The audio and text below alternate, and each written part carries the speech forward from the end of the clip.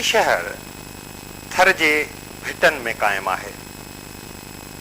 ही शहर एक औरत के नाले से कायम थियो। वह औरत केर हुई ऐं हुन मिठी शहर के कद आबाद कयो, इन बाबत तारीख़ जूं हकीकतूं ऐं रिवायतूं छा आहिनि, इहो ॼाणण लाइ पाण हलूं था मिठी ऐं ॾिसूं था त सिंध जो ही सोनो शहर कीअं आबाद थियो ऐं हिन जे आबाद थियण वारो दौर कहिड़ो आहे।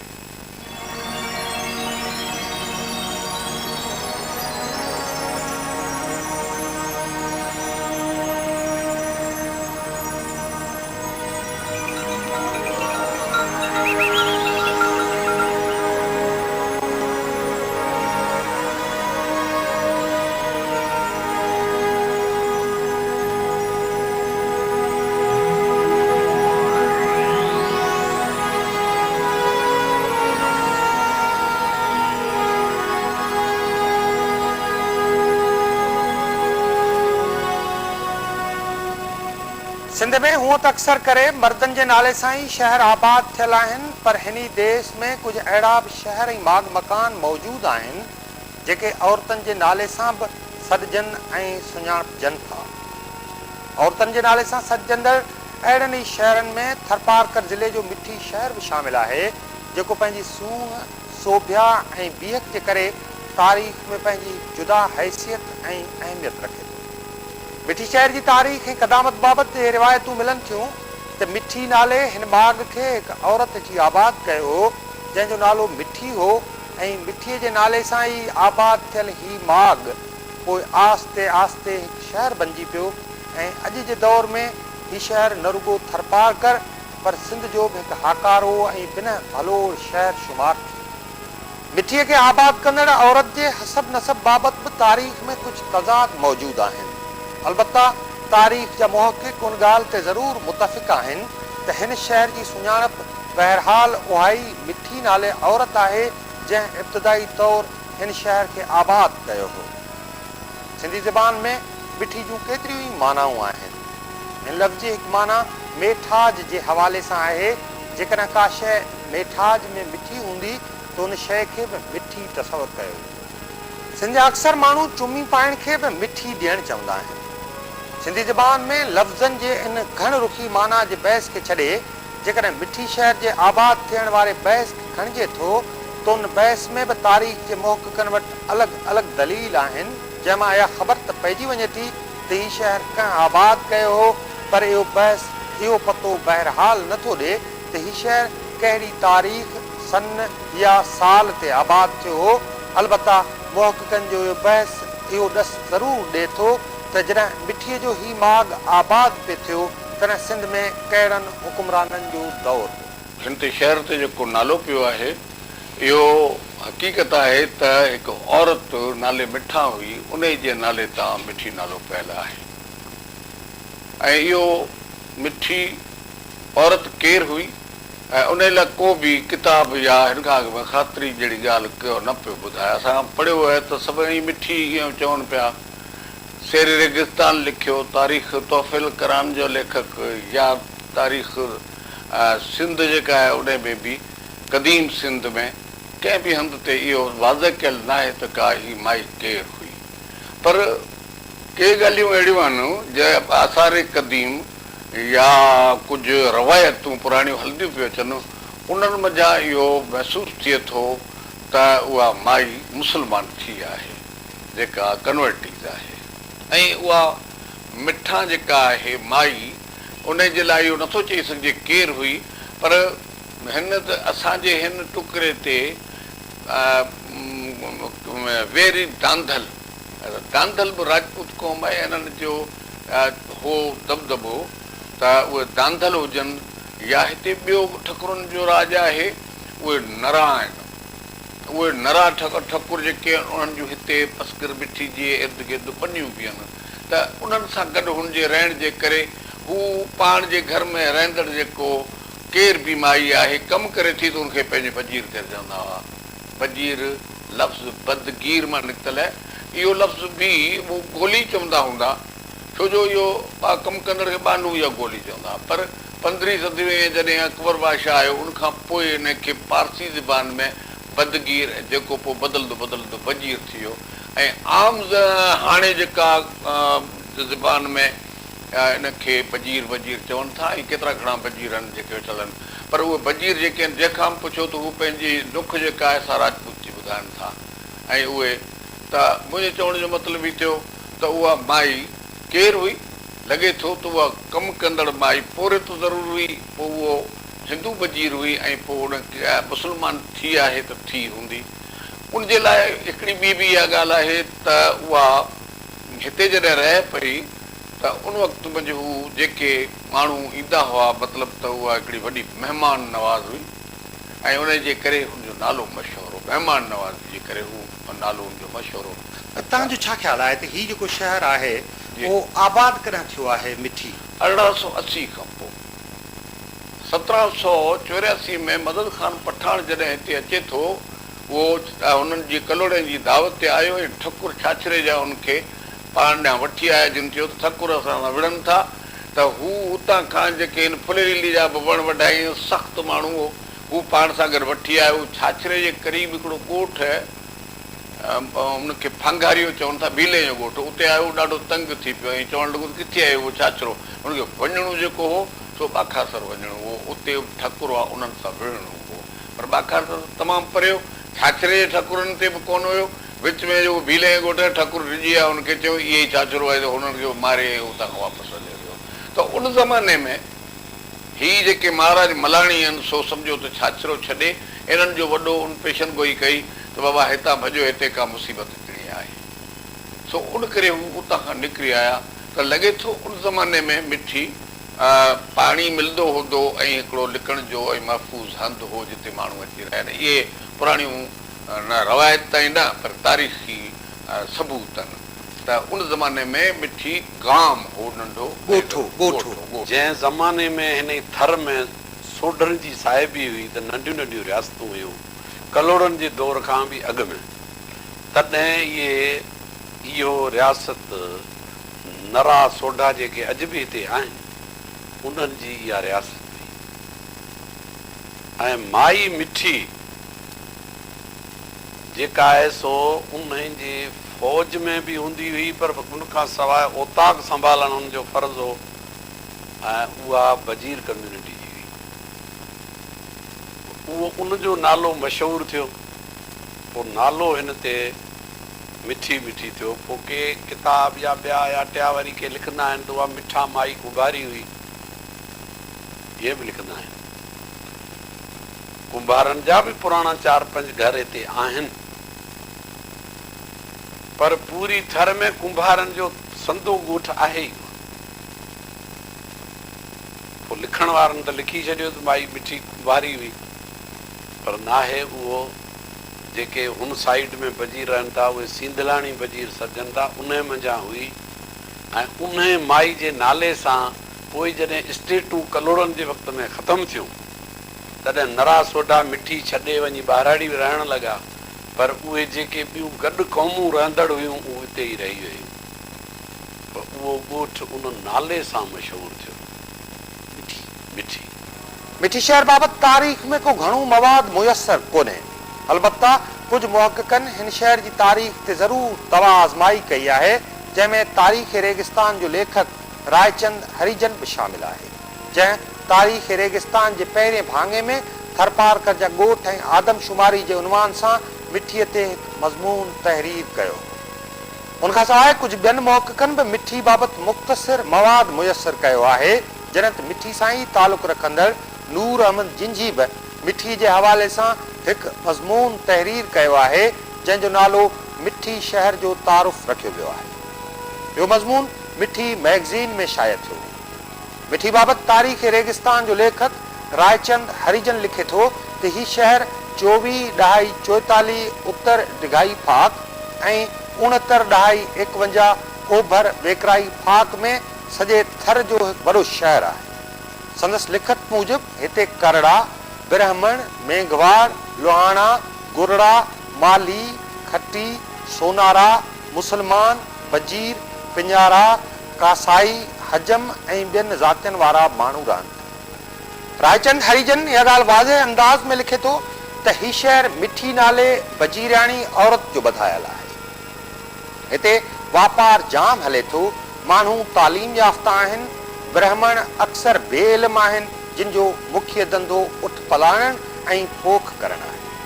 रायचंद हरिजन जो ही मज़मून 1956 ईस्वीअ में पहिरियों भेरो तारीख़ रेगिस्तान किताब में शाया थियो।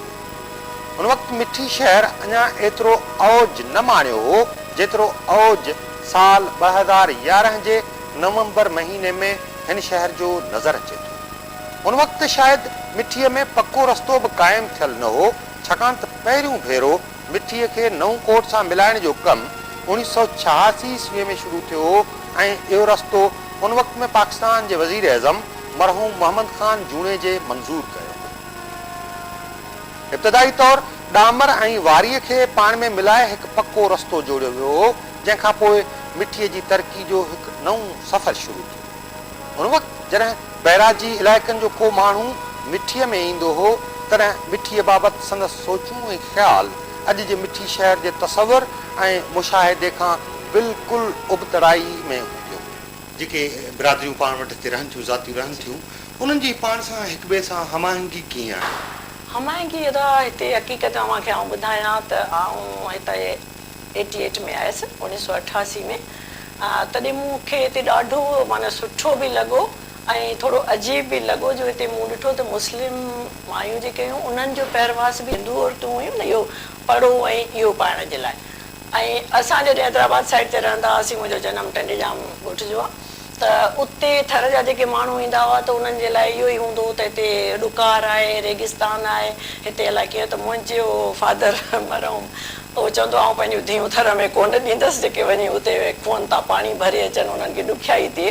तंहिंजे करे मूंखे एॾी घणी ॼाण कोन्हे, पर हिते आउं आयसि त मूंखे ॾाढो सुठो लॻो। त उन्हनि खे लिबास तक बि जहिड़ो उहो पंहिंजो घरनि में जेको हिंदू औरतूं पातल हूंदियूं हुयूं उहो ई उन्हनि खे हूंदो हुयो। जॾहिं त आउं शलवार कमीज़ हिते पाईंदी हुअसि त मूंखे थोरो अजीब लॻोसि, पोइ रफ़्ते रफ़्ते सुठो बि लॻणु लॻो। तमामु घणी हमाहंगी हिन थर जे ज़िले में, जीअं चयो आहे न, पुरअमन इलाइक़ो, ऐं उहो हक़ीक़त खां बाज़।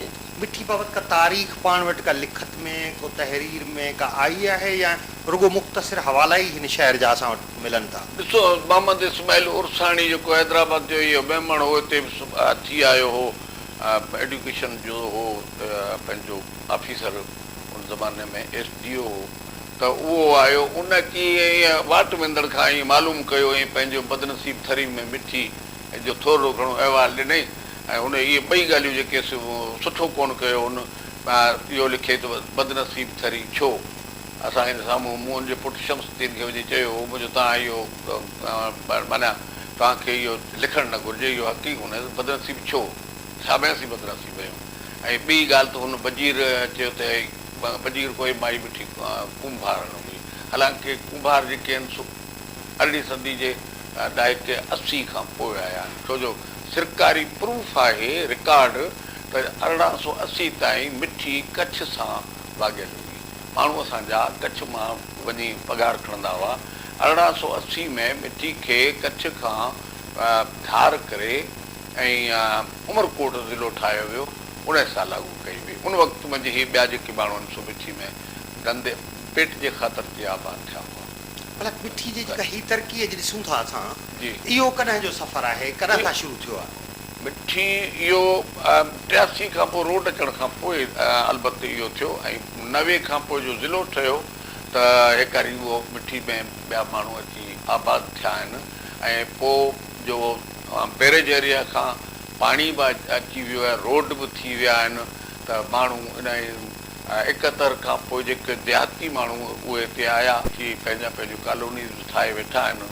ऐं उनखां पोइ मिठी जेका आहे सा वधीक तरक़ी कई आहे। भला ही जेको मिठी ॻोठ हो जंहिं ज़माने में, हाणे वरी शहर थियो आहे, त ही उन ज़माने में को ख़ासि लंघ हो, को ख़ासि हितां अचवञ जा रस्ता हुआ जो ही इन लंघ ते ही ॻोठ पवंदो हो ऐं पोइ आस्ते आस्ते वधंदो वियो या मशहूरु थींदो वियो? न, उहो त हाणे थर जो सेंटर प्लेस बि आहे, ऐं उनखां पोइ बि कच्छ ॾे वञण जो तॾहिं उन जॾहिं मीरनि जूं साहिबियूं हुयूं या कलोड़नि जूं साहिबियूं हुयूं, 1936 खां अॻु में असांजो सिंध बि बॉम्बे असेंबली सां हो। तॾहिं थर जो डिस्ट्रिक्ट हेडक्वार्टर भुज हो जेका कच्छ में आहे, ऐं विच वारे रण खे कच्छ जो रण चवंदा आहिनि, थर जो रण न पर कच्छ जो रण चवंदा आहिनि। त तंहिंखां पोइ इहो थर जेको आहे सो 1935 में जॾहिं सिंध असेंबली हिन पासे सिंध सूबो ठहियो त इहो थर सिंध सां अची वियो, ऐं पोइ इहो लंघी वियो ऐं सेंटर प्लेस हुई, उनजे करे वधंदो वियो। थर जे ॿियनि शहरनि खां वॾो शहर हो। हींअर थर जे ॿियनि शहरनि खां वॾो शहर बिल्कुलु शहरनि खां वॾो आहे। केतिरी आबादी हूंदी हिन शहर जी हाणे? हिन वक़्त में आबादी जेका आहे से असां सम्झूं था त लॻभॻि 80,000 जे लॻभॻि हूंदी। मिठी शहर अञा जॾहिं पके रस्ते जे ज़रिए सिंध बैराजी इलाइक़नि सां ॻंढियल न हो, तॾहिं मिठी जो वापार ऐं लह लाॻापो हाणोके भारत जे इलाइक़े कच्छ या राजस्थान सां हूंदो हो। मिठी तारीख़ ते नज़र रखंदड़ माण्हू ॿुधाइनि था त सिंध जे हिन वारियासे इलाइक़े ते राजपूत सोढनि जो सदाईं असर पे रहियो आहे ऐं इहो असर पाकिस्तान जे क़याम खां पोइ बि नज़र पियो ईंदो हो। उहे सोढा राजपूत केरु हुआ ऐं हिते संदन हुकुमरानी जो कहिड़ो अंदाज़ हो, तंहिंजूं यादगिरियूं अॼु बि माण्हुनि खे आहिनि ऐं हू हिन अंदाज़ सां उहे यादगिरियूं सारीनि। रियासतूं ख़तमु थियूं हिते जेके सोढनि जूं, नरनि जूं हुयूं, नबनि जूं हुयूं, भोजराज अहिड़े इन सोढनि जूं 20 आहिनि शाखूं। उन 20 शाखनि जो सोढनि जो सरदार आहे राणा चंद्र सिंह हो, हाणे हुनजो पुटु राणा हमीर सिंह आहे। इहे स्टेटूं सभु इन सोढनि जूं हुयूं, जंहिंमें सोढा ख़ुदि ऐं ॿिया उन्हनि सां गॾु जेके माण्हू उन्हनि जा राज हूंदा हुआ, उन्हनि जो हिकिड़ी हिकिड़ी ॿिनि यूनियननि ते इहे स्टेटूं हुयूं। ऐं उहो कलोड़नि जे वक़्त में मिठी जी इहे सोढनि जी रियासत ख़तमु थी। तंहिंखां पोइ मीरनि जी साहिबी आई, तंहिंखां पोइ अंग्रेज़नि जी साहिबी आई, उनखां पोइ हींअर जमहूरी वक़्तु हले पियो। आगाटा माण्हू जेकॾहिं पाण संभारियूं त उहे कहिड़ा हुआ? हिंदू क़ौम जा असां वटि सम्झो त उहो 3 भाङे 4 हिंदू आहिनि, ऐं हिंदुनि जी जेका बि गोश्तखोर बि आहिनि त हिंदू वैष्णवी जेके आहिनि, पुष्कराणा ब्राह्मण जेके ठटे खां आया, नबीसर खां आया, उहे बि हिते आहिनि आबाद आहिनि। ऐं उहे उन्हनि जो पुष्करा हुजण जे नाते जेके वाणिया क़ौम आहे, महेश्वरी जेके गोश्तखोर न आहिनि, उहे उन्हनि खे पंहिंजो मुर्शिद सम्झंदा। इन करे हीअ मलाणी जेको आहे न, उहे उनखे तमामु वॾी तक़वियत मिले थी वोटनि में ॿिए में, ऐं उहो साॻे वक़्तु हुननि जा जहिड़ो दानी आहिनि ईअं चइजे। तंहिं करे उहे हिंदू जूं 27 क़ौमूं सारियूं आहिनि त पूरियूं माना छा चइजे ज़ातियूं हिते आहिनि। वर्तिया आहिनि हिते, बावा बि आहिनि हिते, कृतिया जेके चइजनि उहे बि आहिनि, ऐं ॾाढे क़िस्म जूं जेके भील, कोली, मेघवाड़, इहे सभई जेके आहिनि 27 नुखूं जेके चइजनि उहे आहिनि। ऐं मुस्लमाननि में सो उहे बजीर घणो आहे।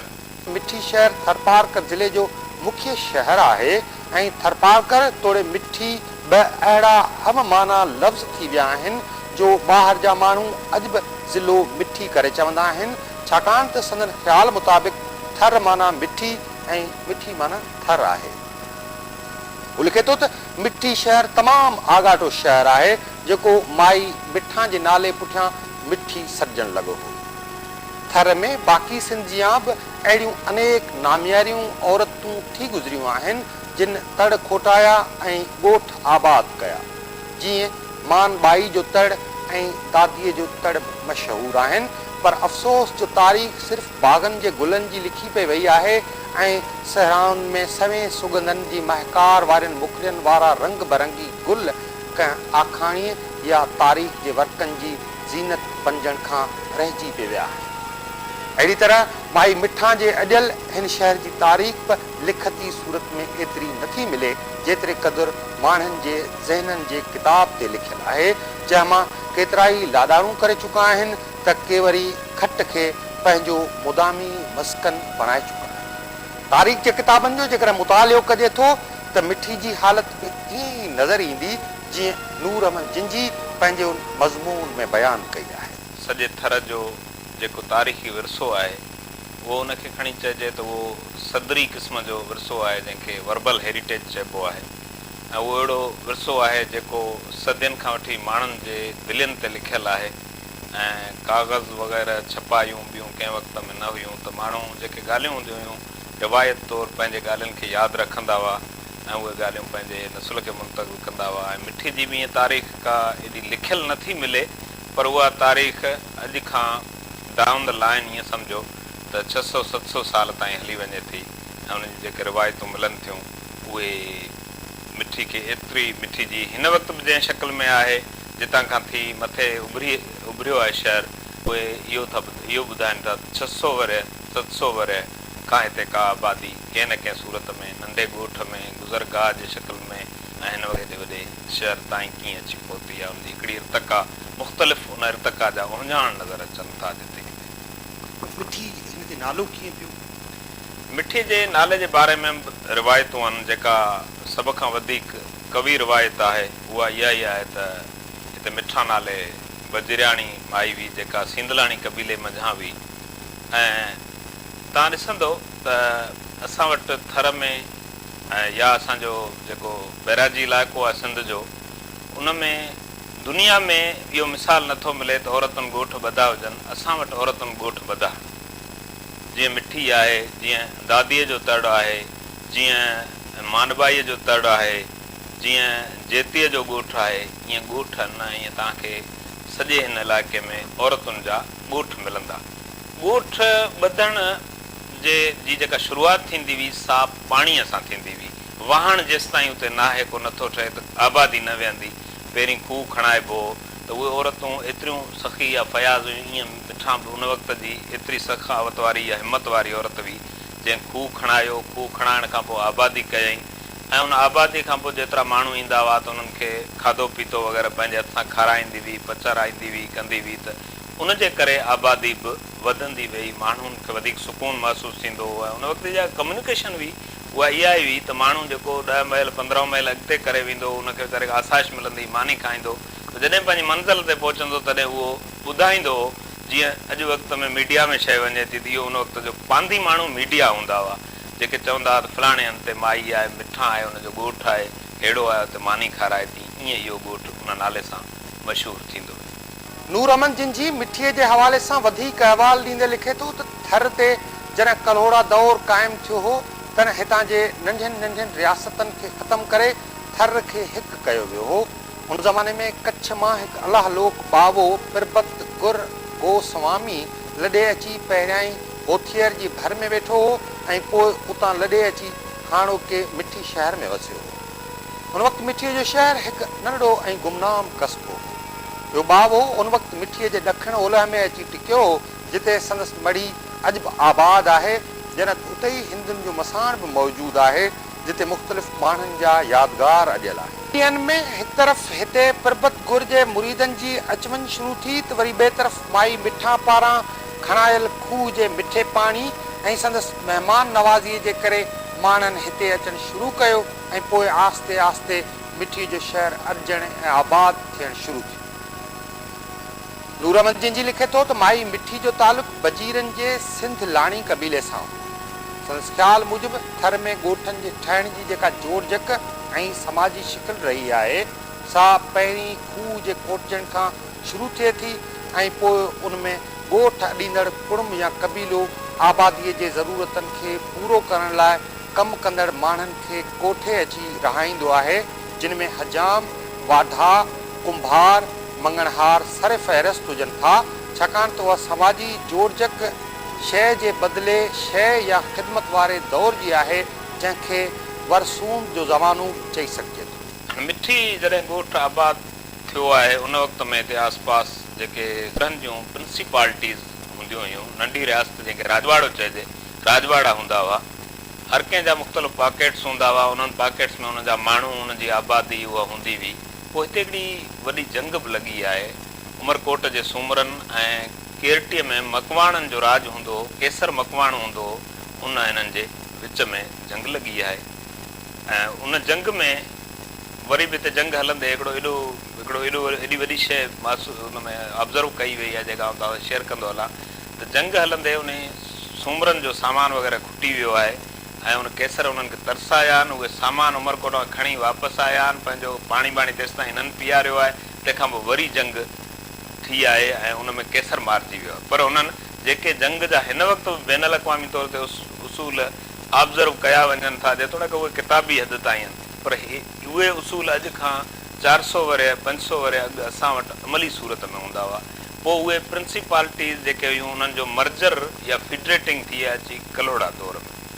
कलोड़ा जीअं हिते आया त उन्हनि सभिनी शयुनि खे गॾु करे थोरो ईअं कयो जो का मरकज़ियत नज़र अचे ऐं उन्हनि हुकूमत खे थोरो मुख़्तलिफ़ नमूने सां अरेंज करण जी कोशिशि कई। ईअं नतीजे में उहे राजवाड़ा हुआ उहे टुटा ऐं मिठी उन वक़्त में हिकिड़ो डाइवर्सिफाइड सिटी जंहिंखे चइजे, डाइवर्सिफाइड टाउन, उहो उन वक़्त खां ईअं उभरणु शुरू थियो। जीअं उन ई वक़्त में हिकिड़ो कच्छ खां बावो पर्बतगिर नाले सां उहो आयो आहे, उहो अची रहियो त उन जा बि हुन में अची पोयां जेके पैरोकार पोइ लॻो आहे उहे उते अची रहिया। उहो पहिरियां उथियर में आयो रहियो, पोइ हिते आयो।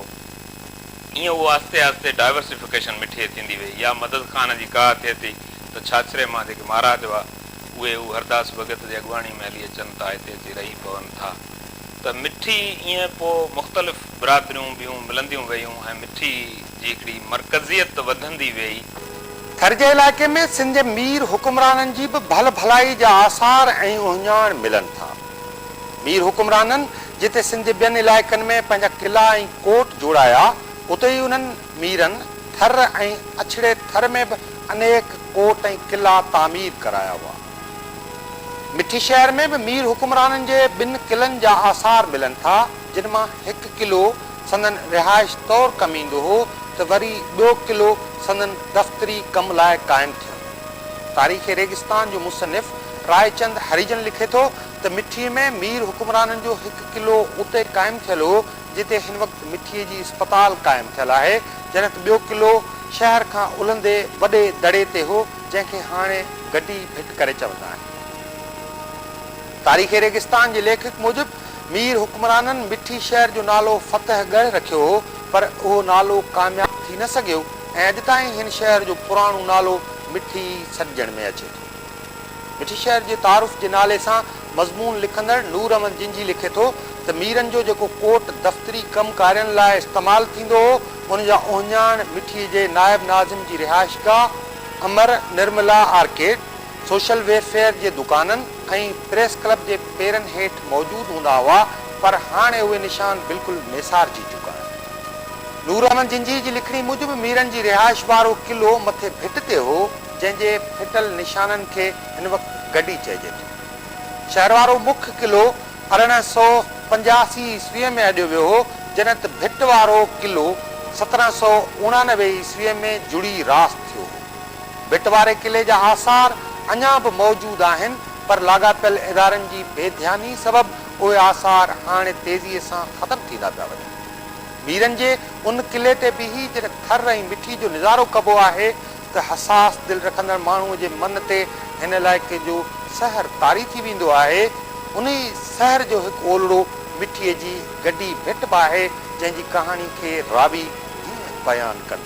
सभ खां पहिरीं त मिठी गड्डी जेका तव्हां ॾिठो हिन मथे विया हूंदा, मुंहिंजो हिन मथे हिकिड़ो नज़म फिट थियल आहे, 1990 में कयो त हुन में पछाड़ी पहिरां में हिकिड़ी पेशन गोई मूं पंहिंजे तरफ़ां चई अहिड़ी तरह त कुझु कोन हुई, हिकिड़ी ईअं चइजे मिटी जो ढेर। ऐं गड्डी बि महज़ इन करे चयो थो वञे जो इहो हिन मारवाड़ी ॿोली में गढ माना मथां ई चाहे, ऐं राजपूत पंहिंजी ॾियाणी खे परणाए पोइ वरी उहो निगाह न कंदा आहिनि, टिकरी न गढ चाढ़े छॾियो, माना हुनजो दर्जो जड़कर वधाए हुन माइटनि ॾांहुं मोकिले ॾियो त हीअ बुलंदी में 1000 फुट खनि थींदी हिकिड़े हंधि ते। ऐं मीरनि जो किलो बि हिन में सन 43 में जॾहिं दॿी जंग लॻी हुई तॾहिं हिते दीवार हुई जिते तोपूं फिट थियल हुयूं, त इहा गड्डी जेका आहे सा ऐं असांजे शहर जे ओलह में अची वञे थी। हाणे त हेकारी हुन ते जेको ज़िले काउंसिल वारनि तरक़ियाती कम बि कया आहिनि। ऐं अहिड़ी रीति ॿी हिते जेका भिट मशहूरु आहे उहो कील जी भिट चवनि था, उहो उते कंहिं औरत जे नाले सां उहा आहे, उहा मथे तमामु, ऐं उन ते बि चवनि था का औरत हुई जेका माहिरी चइजे, उहो उनखे पाण कोई वज़न खणी मथे उभी चढ़ी वई ऐं पोइ उनजो मरण हुते थियो, उन करे हू कील जी भिट मशहूरु, पर इहा आहे ज़ईफ़ छा चइजे चवणी रवायत आहे ज़ईफ़। एतिरो थर ते को घणो ध्यानु मीरनि जो न हो, पर उनजे बावजूदि डिफेंस लाइन हो थर, त मीरनि किला ठाराया। ऐं मीरनि जा किला जेकॾहिं तव्हां ॾिसंदो त नवकोट खां वठी खुॾीअ ताईं हिकिड़ी बाक़ाइदे लाइन आहे, जंहिंमें नवकोट जो किलो, मिठी जा 2 किला, ऐं पोइ तव्हांखे सिंगारे जो किलो ऐं खुॾीअ जो किलो अची वञनि था। ऐं अहिड़े नमूने हिकिड़ी बॉर्डर लाइन, मतिलबु डिफेंस लाइन बि जंहिं था वेही मीर थर जे ॾखण हिसे जो, उत्तर हिसे जो उनजो बचाव कंदा, तहफ़ुज़ कंदा हुआ जीअं दुश्मन वग़ैरह न अचे। पोइ अंग्रेज़नि जो दौरु आयो ऐं मीरनि जा जेके इहे 2 किला आहिनि, अॻे सोडन जे वक़्त में मथे हिकिड़ो किलो ऐं ॿियो हेठि मीरनि 2 किला ठाराया। हाणे किलनि जी जेका बीहक आहे, जिते हेठि जेको शहरु अंदरि किलो, हिन वक़्त में कश्मीर चौक आहे, उनखां थोरो पोएं पासे अॻे सेशन कोर्ट हूंदी, उते आहे। उनजो अञा ताईं ईअं ॾिसिजे थो त हिते किलो हो, बिल्कुलु निशानात आहिनि। ऐं मथे जेको आहे उहो गड्ढी जे नाले सां मशहूरु आहे, ऐं अॼु बि उते बाक़ाइदे उनजो जेको फाउंडेशन आहे किले जी नज़र अचे थी। हाणे ॿिन्ही जो जेकॾहिं आर्कियोलॉजिकल पॉइंट ऑफ व्यू खां ॿिन्ही खे ॾिसिजे थो त मथियों किलो रहायशी किलो आहे ऐं हेठियों किलो दफ़्तरी मक़सदनि लाइ इस्तेमालु थींदड़ो, छाकाणि त रहायशी शयूं वेंदे अंग्रेज़ दौर ताईं, मतिलबु सोडन जो जेतिरो दौरु हो, उस ताईं बि असां वटि रहायशी जेका सेटलमेंट थी आहे थर में, उहा सभु मथांयनि ते थी आहे। छो त मथांय ते आबहवा जो बि ख़्यालु हुजे थो, दिफ़ा जे लिहाज़ खां बि तव्हां तमामु घणो महफ़ूज़ थी वञो था, बल्कि माण्हू अजीत बणिजी वञे थो अहिड़े जॾहिं किले में वेहे थो। त मीरनि वटि जो किलो उते मथे बि हो त हेठि बि किलो हो। हाणे जेको किलो नंढो आहे उनखे अंग्रेज़ीअ में फोर्ट्रेस चइबो आहे, ईअं असां वटि माण्हुनि उनजो नालो गड्डी ठाहियो। गॾु वॾे किले खे ऐं गड्डी उनखां थोरो नंढो किलो हुजे उनखे गड्डी चयो। ईअं हुन निशानात पोयां हिन भिट ते नालो गड्डीअ जी भिट पइजी। गड्डी हिकिड़ी ॾिसण में मिठी शहर जे ओलह तरफ़ वॾी हिकिड़ी भिट आहे, पर अहिड़ियूं भिटूं थर में ॿियूं अनेक आहिनि। कंहिं वॾी भिट खे गड्डी कोन चइबो आहे। गड्डी गॾ लफ़्ज़ मंझां ई तब्दील थी गड्डी हुनखे चवनि था। ऐं इहो हिते नरा सोडन जो रजवाड़ो हो, रहाइश हुई, ऐं नरनि जो सोडन जो गॾु सॾींदा हुआ। पोइ उन मां बिगड़ंदे गॾी गॾी इहो नालो गड्डी थी वियो। असुलु जेको आहे सो इहो नरनि जो गॾु हो, हिते हुननि जी रहाइश हुई। जॾहिं रियासतूं हुयूं जेका कलोड़नि जे वक़्त में ख़तमु थियूं, पर उहो नालो गॾ मां गड्डी फिरी साॻियो हले पियो।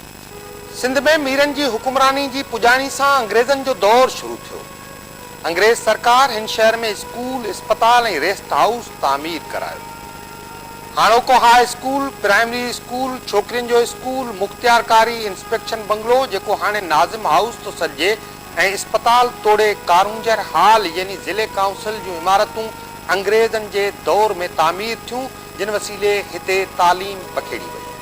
अंग्रेज़नि जे इब्तिदाई ॾींहनि में हिते छोकिरियुनि जी तालीम नाले मात्र हूंदी हुई, पर पोइ आस्ते आस्ते हिते तालीम तरक़ी कई ऐं हाणे त हिते छोकिरियुनि जो कॉलेज बि क़ाइमु थी वियो आहे। उन्हनि ॾींहनि में हिते नाटक मंडलियूं बि क़ाइमु थियूं। इहो कमु विरहाङे खां पोइ बि जारी रहियो, पर हाणे इहो कमु घटिजी वियो आहे ऐं हिन वक़्तु उन कम ते सख़्तु तवजह जी ज़रूरत महसूसु थिए थी। भर्त जो घणो रवाज़, भर्त जो रलियुनि ठाहिण जो ऐं भर्त जेको ख़ासि करे सुईअ वारो भर्त, उहो जंहिंखे हिते ख़ासि नाला ई उन्हनि जा टिपिकल नाला हुया, खारक जो भर्त या रिली जो या हुरमिचे जो, अहिड़ी क़िस्म जा भर्त भरणु, सितारूं टांकणु, शीशा हणणु, इहो कमु घणो ॾिठो हिते औरतुनि जे वांदकाई जे वक़्त में।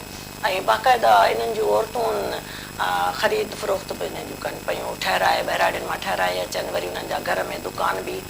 इहो पर हिते जी औरत जी जेका तालीम आहे उहा कीअं आहे? आया उहा जेके असांजा ॿिया शहर आहिनि, सिंध जा वॾा शहर आहिनि, हुन सां मैच करे थी या न? तालीम जे हवाले सां जीअं मूं अव्हांखे 22 साल अॻु जी ॻाल्हि ॿुधायां त उन वक़्तु आउं पाण गवर्नमेंट मुलाज़िम हुअसि, स्कूल में एडमिनिस्ट्रेटर हुअसि, त उन वक़्तु मुंहिंजी स्कूल जी इनरोलमेंट जेका 100 जे अंदरि हुई। ऐं हिते जॾहिं आउं आयसि, असांजी SDO साहिबा जेका हुई उहा बि मीरपुर ख़ासि खां आयल हुई।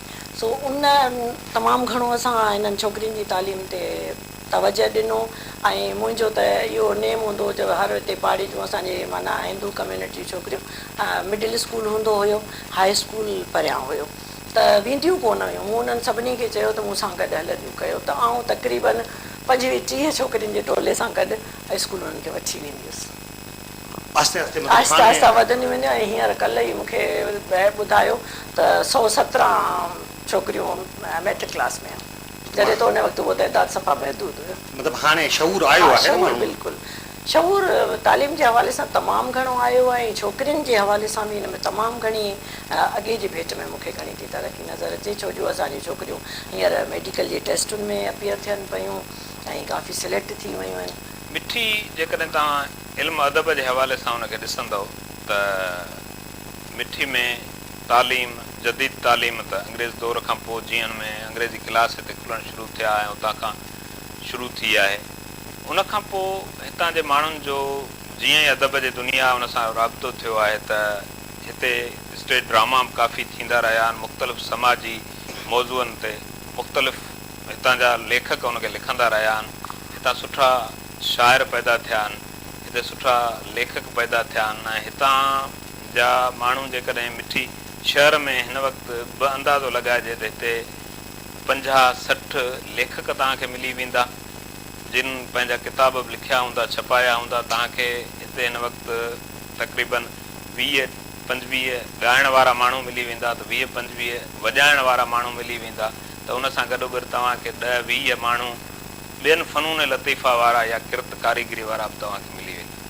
मिठी हिकिड़ी ॻाल्हि त मिठी में हिंदू जेके मेघवाड़ ऐं ब्राह्मण इहे त्योहार जेके अचनि था, उन्हनि त्योहारनि हिननि माण्हुनि खे सुरीला बनाए छॾिया आहिनि। एतिरे क़दुरु जो होली जे वक़्त ते हिकिड़ो फागू चवंदा आहिनि, फागू उहो वॾो उनमें आहे, पंहिंजो लिटरेचर आहे उनमें, उहो गुजराती जेको सा जे छा चइजे उहो आहे त उहे पढ़ंदा आहिनि पर तरनम में, त उहे ॻाईंदा आहिनि दफ़ ते, त उहो दफ़ वॼे थी, ॿई हथ हलनि था ऐं उन सां गॾु ॿियो टोलो ॻाए थो, उन सभिनी खे गोया हिकिड़े क़िस्म जी सिख्या पई मिले ऐं उहो ॾाढो ठीकु ठाक जेकॾहिं उहो जेकॾहिं ॻाइणो माण्हू ॿुधे थो ॾाढो मज़ो ईंदो हो उन्हनि जे ॻाइण मां हिकिड़ी ॻाल्हि। ऐं उहो राति जो वरी मंदर में वेही बराबरि उहो हफ़्तो उन में भॼन ॻाईंदा आहिनि, तंबूरे ते ढोलक ते, ॿ ॼणा ढोलक वारा थी वञनि था, तंबूरे ते ॻाईंदा आहिनि।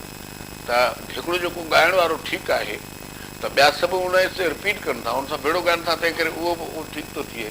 त हिते ॿ ख़ासि तरह मेघवाड़ जेके आहिनि सो बि ॾाढा सुठो ॻाइणो आहे, सुठा ॻाईंदा आहिनि, भॼन ॻाईंदा आहिनि, त उहो सुठो ॻाईंदा आहिनि ऐं उहे भली न सम्झनि त असां कहिड़ो राग छेड़ियो आहे। पर अमूमन जेको भॼन ॻायो वेंदो आहे सोरठ में ॻायो वञे थो। सिंधूड़ो जेको आहे ॻाइण जो जेका सुर आहे उहो सिंधूड़ो त लॻंदो ई पियो आहे, माण्हू सम्झंदा थी इहो राणू आहे या कुझु ॿियो, पर न, उहो पंहिंजी उनखे पंहिंजी हिकिड़ी आहे। या हू कॾहिं कॾहिं कल्याण में बि ॻाइनि था, घणो करे घणो कल्याण में, जीअं लता बि कल्याण में ॻाईंदी आहे। ऐं ईअं थींदे उन्हनि खे पोइ ख़बर न भले पए त आउं कहिड़ी रागड़ी थो ॻायां, पर उन्हनि जी ॻाल्हि उहा ॾाढी प्यारी लॻे थी। मोहन भगत उहो ॻाईंदो हो, पोइ उनखे नाले ते अची वियो, पर उहो ॻाईंदो हो दुर्गा में, दुर्गा राणी भेण। उहो हर माण्हू जेको आहे सो बिस्तरे में गुनगुनाईंदो त उहा उन वटि दुर्गा हूंदी, छो जो उहो लफ़्ज़ नहीं जीअं हलण फ़क़ीर बि हुन दुर्गा खे दसालो निभाए। या असांजी पुराणी रागड़ी जेका कोयारी आहे, मूंखे अलबत्ता हिन राग जो आऊं जेकॾहिं सन 56 में रेडियो पाकिस्तान ते वियो हुउसि, जॾहिं अञा जुमन न आयो हो, पर उहो पोइ मूंखे चयो त मंगड़ियार थींदे छा, ऐं छॾे आयुसि। हालांकि मूंखे ॻाइण बि ईंदो ऐं हिन जो शौक़ु बि। मिठी शहर इन वक्त थरपारकर जिले जो हेडक्वार्टर आहे, उन करे हिन शहर के रोज़ बरोज़ तरक्की नसीब थी रही आहे। हिन शहर मां थरपारकर जे ॿियनि शहरनि चेल्हार, इस्लाम कोट, नंगर पारकर ऐं छाछरे ॾांहुं रस्ता वञनि था, जन त अक्सर शहरनि जो वणिज वापार बि हिन शहर सां थिए थो। थरपारकर में कोयले जूं खाणियूं लभण सां त हिन शहर जी अहमियत अञा बि वधी वई आहे। उन करे हिते जे माण्हुनि खे मुस्तक़बिल में थींदड़ तरक़ीअ जे हवाले सां बि अनेक अनुमान आहिनि। हिते फ़नी तालीम जा घणे खां घणा इदारा हुजनि। सुभाणे कोयलो सॼी दुनिया जो एनर्जीअ जो बहितरीनु पोटेंशियल आहे ऐं थर कोयले में हितां जी शाहूकार आहे, उन हवाले सां माइनिंग जे हवाले सां, उनखां सवाइ इलेक्ट्रिसिटी आहे उन जे हवाले सां। पर जेतिरी फ़नी तालीम वधि में वधि हूंदी ऐं हुनरमंदी ते तालीम हुजे, हैंडीक्राफ्ट जूं जेके समूरियूं वैराइटीज़ मुख़्तलिफ़ क़िस्मनि जूं शयूं आहिनि उन्हनि ते हुजे, ऐं उन में बि जेतिरो औरतुनि खे वधीक फोकस कयो वेंदो ओतिरो हितां जी उहा तरक़ी जेका आहे उहा मानादार थींदी ऐं उहा तरक़ी पंहिंजे इर्तक़ाई मंज़िल ॾांहुं मुनासिब नमूने सां वधंदी। मिठी शहर भिटनि जे विच में हुजण जे करे त हू बि हिकु ख़ूबसूरत शहर जो ॾेख ॾींदो आहे। भितर जो गड्डी भिट तां सिज जी रोशनीअ में हिन शहर जो नज़ारो कबो आहे त माण्हू जूं अखियूं ई ॼण त ठरी पवंदियूं आहिनि। राति जो जॾहिं हीउ शहर ऊंदाही जो वेस ढकणु लॻंदो आहे त वरी बिजलीअ जा बल्ब हिन शहर खे रोशन करणु लॻंदा आहिनि। राति जे अहिड़े ई कंहिं थधिड़े पहर में बिजलीअ जे चमकंदड़ बल्बनि जी रोशनीअ में जॾहिं हिन शहर जो नज़ारो कबो तॾहिं ईअं लॻंदो ॼण त आसमान जा तारा मिठी शहर खे सलाम करण लाइ हेठि लही आया हुजनि। मिठी जे उन रूमान सां भिटनि तोड़े भितियुनि जी बीहक ते हितां जे माण्हुनि शाइरी बि कई आहे। जॾहिं उहा शाइरी ॿुधिजे थी तरह हर माण्हू मिठीअ जे रूमांस में गुम थी। बरखा भिटुनि में मिठी जी गॾी, उची सा उतां ई मिठी जी गॾी, उठे मींहुं उबरे गुघट कयो, ढके साई साड़ी घूंघट कयो, नकनि तां लिया पाए निहारे गॾी, उची सा उतां ई मिठी जी गॾी। करे वेस केतिरियूं कुंवारूं चढ़नि, कुंजनि जा कतारनि में टिलंदियूं वतन, ओॾी महिल इंड लठ जी पस जे गॾी, उची सा उतां ई मिठी जी गॾी। सनी या संघारियूं मारुनि ॾे मुकीन, ॻायो गीत डोरा हंजूं सियारीन, उन्हनि जा ओलाणा उमाणे गॾी, उची सा उतां ई मिठी जी गॾी। कयो किलो क़ाइम मीरनि मथे, जोटी जंग जाबर जॾी सिर मथे, दुश्मननि लाइ दीवार थी बीठी गॾी, उची सा उतां ई मिठी जी गॾी। गॾी या गहवारो ग़रीबनि संदो, पंहिंजे देश वासियुनि परदेसियुनि संदो, मारुनि मिठनि लाइ मरी या गॾी, उची सा उतां ई मिठी जी गॾी। सांझी वेल संभरी चढ़ी जे मथे त चिंगारी जी चमकदी लॻे शहर उते, जे आरती कनि पुजारी त देवता गॾी, उची सा उतां ई मिठी जी गॾी। पछाड़ी पहिरां नाले वारी त हाजनि हिकु ॾींहुं हिते मेला ई थींदा, जंगल में मंगल रंग रसीला थींदा, बंदर मिठी जा पसाईंदी गॾी, उची सा उतां ई मिठी जी गॾी। मिठीअ जो शहर मज़हबी रवादारी वारो शहर बि आहे। हिन शहर में जेतोणीकि मुख़्तलिफ़ मज़हबनि ऐं ख़्यालनि जा माण्हू रिहाइश पज़ीर आहिनि, पर उहे माण्हू पाण में को बि मज़हबी मतभेद नाहिनि रखंदा। उन्हनि रिवायतनि हिन शहर जी समाजियात खे बि हुस्नाकियूं बख़्शियूं आहिनि। मिठी जेका आहे कंहिं हिकिड़े राजपूत या शाह या बरोच या कंहिं वॾे माण्हू अहिड़े ख़ानदानी माण्हू उन्हनि जो कोई मुती हुजे, ईअं न आहे। हिते आवाम जा माण्हू जेके आहिनि, कसबी क़िस्म जा माण्हू जेके पंहिंजे धंधे सां वाॻियल, पंहिंजी सुञाण ॾियनि था, सोनारो आहे, ॾुहाणो आहे, हिन क़िस्म जा माण्हू सभु गॾिजी रहिया त उहे उन्हनि जो जेको नेचर इहे अॼु ॾींहं ताईं बि उहो तमामु उहे पाण में भाउ बिरादरी जी हिंदू मुस्लमान हिकु रहिया। इन जो हीउ सबूत बि आहे त मिठी में 3 जंगियूं लॻियूं। 65 जी जंग जेका असां हितां डिप्ले वेझी लॻी, ऐं उनखां पोइ 48 वारी बि लॻी हुई, ऐं 71 जी जंग लॻी। पर मिठी में माण्हू हिक ॿिए जी मोहबत में वेझा आया, हिंदुनि मुस्लमाननि खे पनाह ॾिनो, साथ ॾिनो, ऐं मुस्लमाननि 65 में उन साथ ॾिनो, उहो पाण में विढ़िया कोन।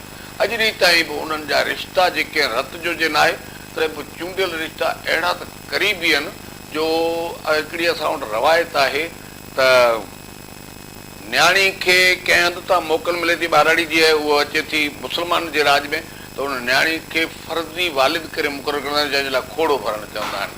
त मुस्लमान बि उनखे बि चवंदा भई हीअ हाणे अॼु खां धीउ तुंहिंजी आहे, ऐं हू उनखे कोपरा ऐं पताशा या ॿियो मिठाण ॾेई अजरक ओढाए चवंदा हीअ हाणे न्याणी। उहो रिश्तो अॼु ॾींहं ताईं हलंदो थो अचे।